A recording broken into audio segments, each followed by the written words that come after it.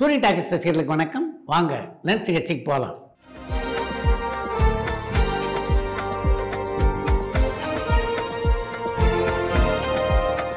என்னம்மா முதல் கேள்வி? இளையராஜா சார் தமிழ்ல எத்தனை படங்களை தயாரிச்சிருக்காங்கன்னு ஹைதராபாத்ல இருந்து பிரதீப் கேட்டிருக்காங்க. இளையராஜா தன்னுடைய பேர்ல எந்த படத்தையும் தயாரிச்சதில்லை. அவருடைய சகோதரான ஆர்.டி. பாஸ்கர் பேர்ல தான் பல திரைப்படங்களை தயாரித்தார். அவருடைய தயாரிப்பில் உருவானதான் அலையில் ஓய்வில்லை, ராஜாஜி ராஜா, சிங்காரவேலன் போன்ற படங்கள். இதை தாண்டி இளையராஜா ஒரே ஒரு படத்தை இளையராஜா பிக்சர்ஸ் என்ற நிறுவனத்தின் சார்பிலே தயாரித்தார். அந்த நிறுவனத்தின் சார்பிலே அவர் தயாரித்த அந்த திரைப்படத்தினுடைய தயாரிப்பாளர் இளையராஜாவுடைய மனைவியான ஜீவா. அவர் தயாரித்த படத்தினுடைய பெயர் ஆனந்த கும்மி. அந்த படத்தை இயக்கியவர் கோகுலகிருஷ்ணன். டியூட் படத்துக்கு நெகட்டிவ் ரிவ்யூஸ் தான் வந்துட்டு இருக்கு. அப்படி இருந்தும் அந்த படம் எப்படி 100 கோடி வசூல் செஞ்சதுன்னு சென்னையில இருந்து அருண் கேட்டிருக்காங்க. மக்களுக்கு மட்டும் ஒரு படம் பிடிச்சி போச்சுன்னா என்ன மாதிரியான விமர்சனம் அந்த படத்தை பற்றி வந்தாலும் அதை தாண்டி மக்கள் பார்ப்பார்கள் அப்படின்றதுக்கு இந்த டியூட் படத்தினுடைய கலெக்ஷன் ஒரு எடுத்துக்காட்டு. விஜயகாந்த் சாரை நீங்க முதலா எப்போ சந்திச்சீங்க, அவர்கிட்ட என்ன பேசுனீங்கன்னு லண்டன்ல இருந்து ரூபன் கேட்டிருக்காங்க. இனிக்கும் இளமை படத்தில் நடிக்கும் போதே விஜயகாந்த் எனக்கு தெரியும். ஆனாலும் அவரோட நெருக்கமாக பழகக்கூடிய வாய்ப்பு எனக்கு கிடைச்சதுன்னா அது அகல் விளக்கு படத்தில் அவர் நடித்த போது தான். இதை பற்றி நான் ஒரு சில பேட்டிகளில் கூட பகிர்ந்துட்டு இருக்கேன். அகல் விளக்கு படத்துக்கு நான் தான் பத்திரிகை தொடர்பாளர். அந்த படத்துடைய படப்பிடிப்பு பக்கத்தில் உள்ள ஒரு அணையிலே தான் நடைபெற்றது. அப்போ என்னுடைய அலுவலகம் வந்து மேற்கு மாம்பலத்தில் இருந்தது. அந்த படப்பிடிப்புக்கு போகும்போது என்னுடைய அலுவலகத்துக்கு என்னையும் ஏற்றி கொண்டு தான் அந்த படப்பிடிப்புக்கு போவார் விஜயகாந்த். அந்த படப்பிடிப்புக்கு போகிற வழியிலெல்லாம் சினிமாவில் நுழைறதுக்காக தான் பட்ட கஷ்டங்கள் என்னென்ன என்பதை பற்றியெல்லாம் விளக்கமாக சொல்வார் விஜயகாந்த். விஜயகாந்தை பொறுத்தவரைக்கும் அவர் ஒரு அற்புதமான மனிதர். மனதில் எதையும் வைத்துக்கொண்டு வெளில ஒன்று பேசுறதுக்கு அவருக்கு தெரியாது. என்ன நினைக்கிறாரோ அதை அப்படியே பேசிடுவார்.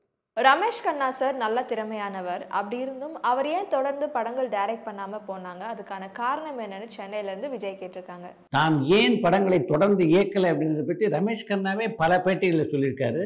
அவர் படங்களை இயக்க ஆரம்பித்த நேரத்தில் தான் அவருக்கு உன்னிடத்தினை கொடுத்த படத்தில் நடிக்கக்கூடிய வாய்ப்பு கிடைச்சது. அந்த படம் மிகப்பெரிய வெற்றி படம் அப்படின்றதுனால தொடர்ந்து பல படங்கள் நடிக்கக்கூடிய வாய்ப்புகள் அவரை தேடி வந்தன. நடிப்பு அப்படின்னு பார்த்தீங்கன்னா எப்பவும் ஒரு சுலபமான வேலை, எக்கச்சக்கமான சம்பளம். அதனால் டைரக்ஷன்லேருந்து நடிப்புக்கு தாவி விட்டார் ரமேஷ் கண்ணா. அதன் காரணமாக தான் அவருடைய டைரக்ஷனில் பல படங்கள் உருவாகலை. ப்ரொடியூசரும் டைரக்டரான சி.வி. குமார் சார் இப்போ என்ன பண்ணிட்டு இருக்காங்கன்னு திருநெல்வேலியிலேருந்து ரம்யா கேட்டிருக்காங்க. சி.வி. குமார் இப்போ எக்ஸ்ஒய் அப்படின்ற பேரில் ஒரு த்ரில்லர் படத்தை இயக்கி கொண்டிருக்கிறார். மிக விரைவிலேயே அந்த படம் வெளியாக இருக்கிறது. விஜயகாந்த் சார் நல்ல மனிதர், ஆனா அவரை கடவுளா பாக்குறது சரியான சிதம்பரத்துல இருந்து பிரபு கேட்டிருக்காங்க. ஏன் அவரை கடவுளா பார்க்கறாங்கன்னா இப்ப நல்ல மனிதர்களை பார்க்கறது அப்படின்றது ரொம்ப அரிதா இருக்கு. நல்ல மனிதர்களை பார்க்கறது அரிதா இருக்கும்போது யாரை நல்ல மனுஷனா நம்ம பார்க்கணுமோ அவரை கடவுளா கொண்டாடுறது தானே நம்முடைய வழக்கம். நடிகர் அர்ஜுன் சாரை ஆக்ஷன் கிங் அர்ஜுன் எந்த படத்துல இருந்து கூப்பிட ஆரம்பிச்சாங்கன்னு சிதம்பரத்துல இருந்து சிந்து கேட்டிருக்காங்க. ஆக்ஷன் கிங் அப்படின்ற பட்டம் அர்ஜுனுக்கு ரசிகர்களால் தான் கொடுக்கப்பட்டது. தமிழ் படங்கள் நடிக்க ஆரம்பித்த சில வருடங்களே அந்த பட்டம் அவருக்கு கொடுக்கப்பட்டு விட்டது. நெப்போலியன் சாருக்கும் விஜய் சாருக்கும் என்னதான் பிரச்சனை, சித்ரா சார் நீங்களாவது உண்மையை சொல்லுங்கன்னு அரக்கோணம்ல இருந்து புவனேஷ் கேட்டிருக்காங்க. விஜயும் நெப்போலியனும் இணைந்து நடித்த படம் தான் போக்கிரி திரைப்படம். அந்த படத்துடைய படப்பிடிப்பின் போது படப்பிடிப்பு தளத்துக்கு வெளியே விஜயோட போட்டோ எடுத்துக்கணும் அப்படின்னு ஒரு கூட்டம் காத்து கொண்டிருந்தது.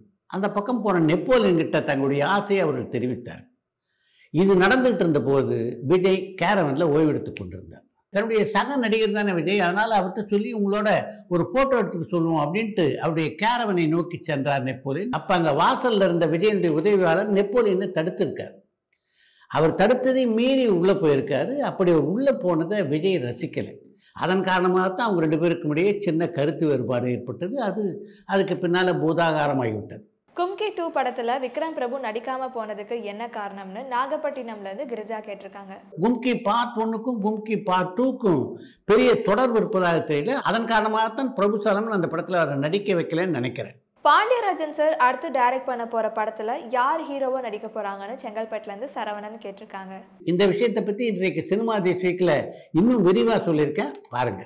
எம்ஜிஆர் சார் நடிச்ச படத்திலே 1 வருஷத்துக்கு மேல ஓடின படங்கள் என்னன்னு திருச்சியில இருந்து அருணாச்சலம் கேட்டிருக்காங்க. எம்ஜிஆர் நடித்த பல படங்கள் வெள்ளி விழா கொண்டாடி இருக்கின்றன. ஆனா அவருடைய எந்த படமும் ஓராண்டை தாண்டி ஓடியதில்லை. சித்ரா சார் தமிழ் இண்டஸ்ட்ரியை தவிர்த்து வேற இண்டஸ்ட்ரியில உங்களுக்கு பிடிச்ச ஆக்டரோ ஆக்ட்ரஸோ யாருன்னு சொல்ல முடியுமா, அதுக்கான காரணமும் என்னன்னு சொல்ல முடியுமான்னு பாண்டிச்சேரியில இருந்து அஞ்சலி கேட்டிருக்காங்க. பொதுவாக பரீட்சையில் A part question B part question அப்படின்னு 2 இருக்கும். இந்த ஏ பார்ட் கொஸ்டின் இருக்கு, அதுக்கு பெரும்பாலும் ஒரு வரியில நம்ம விடை எழுதிடலாம். பி பார்ட் இருக்கு, அது ஒரு கட்டுரை மாதிரி எழுதணும். நீங்கள் கேட்டிருக்க கேள்வி இருக்கு, அது பி பார்ட் கொஸ்டின். பல நடிகர்களை பற்றி சொல்லணும். அப்படி சொன்னோன்னா அதுவே ஒரு 5-6 நிமிடம் நான் சொல்ல வேண்டியிருக்கும். அதனால் இதை பற்றி தனியாகவே நான் ஒரு வீடியோவை போடுறேன். பார்த்திபன் சார் ஒரு முறையும் வித்தியாசமான படங்கள் தான் கொடுத்துட்டு இருக்காங்க. அப்படி இருந்தும் ஏன் அவரை யாருமே கொண்டாட மாட்டேங்கிறாங்கன்னு சென்னையிலேருந்து உதயா கேட்டிருக்காங்க. பார்த்திபனை சினிமாவில் கொண்டாடலை அப்படின்னு நீங்கள் சொல்கிறது என்னால் ஏற்றுக்க முடியாது. பார்த்திபனை இன்றைக்கும் இந்த சினிமாவில் கொண்டாடி கொண்டிருக்கின்ற காரணத்தினால்தான் இன்றைக்கும் பல படங்களிலே முக்கியமான கதாபாத்திரங்களை அவர் நடித்து கொண்டிருக்கிறார். எல்லா விழா மேடைகள்லையும் அவரை பிரதானப்படுத்துகிறார்கள். சித்ரா சார், நீங்கள் விஜயகாந்த் சார் கூட நடிச்சிருக்கீங்களா? அப்படி நடிச்சிருந்தா அது என்ன படம்னு பெங்களூர்லேருந்து ராஜேஷ் கேட்டிருக்காங்க. விஜயகாந்தோடு நான் நடித்த படம் என்னுடைய தயாரிப்பிலே உருவான புதிய தீர்ப்பு. அந்த படத்தில் முக்கியமான ஒரு கதாபாத்திரத்திலே நான் நடித்திருந்தேன். விஜய் சாருக்கு சொன்ன கதையை இப்போ பிரதீப் ரங்கநாதன் சாரை டைரக்ட் பண்ணி நடிக்க போறதா வரும் செய்தி உண்மையான ஹைதராபாத்லேருந்து ரிஷி கேட்டிருக்காங்க. இதை பிரதீப் ரங்கநாதனே சொல்லியிருக்காரு அப்படின்றதுனால அது உண்மையாக தான் இருக்கும்னு நினைக்கிறேன்.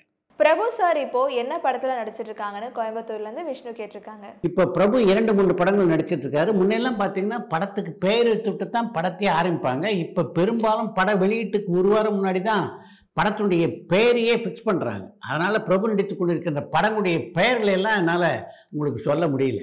நவரசன் நாயகனான கார்த்திக் சார் அடுத்து கமல்ஹாசன் சார்னு சொல்றதுக்கு என்ன காரணம்னு மோகன்குமார் தஞ்சாவூர்லேருந்து கேட்டிருக்காங்க. கார்த்திகை பொறுத்த வரைக்கும் தமிழ் சினிமாவுக்கு கிடைத்த ஒரு பொக்கிஷம் அப்படின்னு தான் நான் சொல்வேன். அந்த பொக்கிஷத்தை கொண்டாடவும் பாதுகாக்கவும் தமிழ் சினிமாவும் தயாராக இருந்தது. ஆனால் கார்த்திக் அதுக்கு தயாராக இல்லை. அவர் மட்டும் தயாராக இருந்திருந்தால் இன்னும் மிகப்பெரிய உயரத்தை தொட்டு இருக்க வேண்டிய ஒரு நடிகர் கார்த்திக். அசோக் செல்வன் சார் இப்போ என்ன படத்துல நடிக்கிறாங்கன்னு மதுரையிலேருந்து குணா கேட்டிருக்காங்க.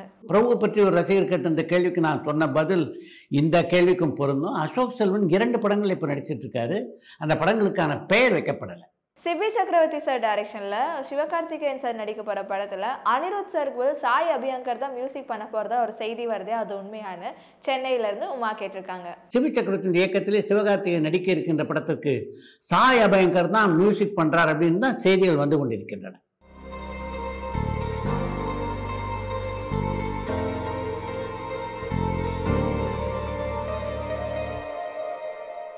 தமிழ் சினிமால இப்போ எழுத்தாளர்களுக்கெல்லாம் மதிப்பே இல்லாம போயிடுச்சு. அதுக்கான காரணம் என்னன்னு சேலம்ல இருந்து ஜானகிராமன் கேட்டிருக்காங்க. தமிழ் சினிமாவை பொறுத்த வரைக்கும் எப்பவும் கண்டென்ட் இஸ் தி கிங் அப்படின்னு எல்லாரும் சொல்லுவாங்க. ஆனால் அந்த கண்டென்ட்டை கொடுக்கக்கூடிய எழுத்தாளர்களை என்ன காரணத்தாலும் மதிக்கவே மாட்டேன்றாங்க. அது எனக்கு இன்று வரையிலே புரியாத புதிராக தான் இருக்கு. அடுத்து இன்று ஒரு தகவல்.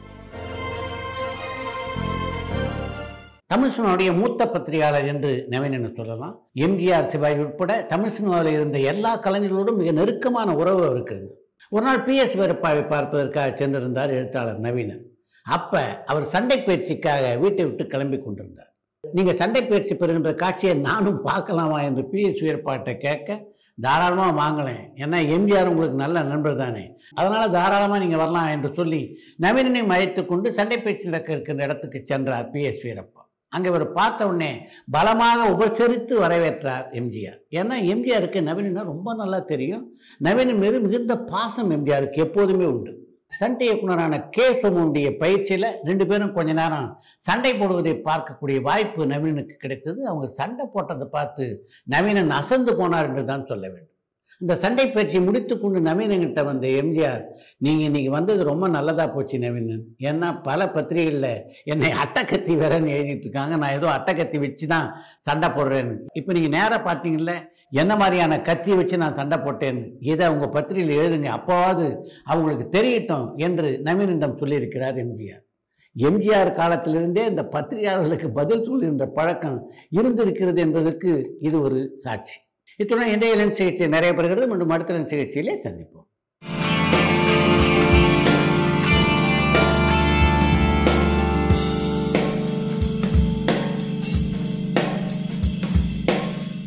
பரபரப்பான சினிமா செய்திகள், நட்சத்திரங்களின் பேட்டிகள், சினிமா வரலாறு ஆகியவற்றை பார்க்கவும் படிக்கவும் உங்களுக்கான இணையதளம் touringtalkies.co.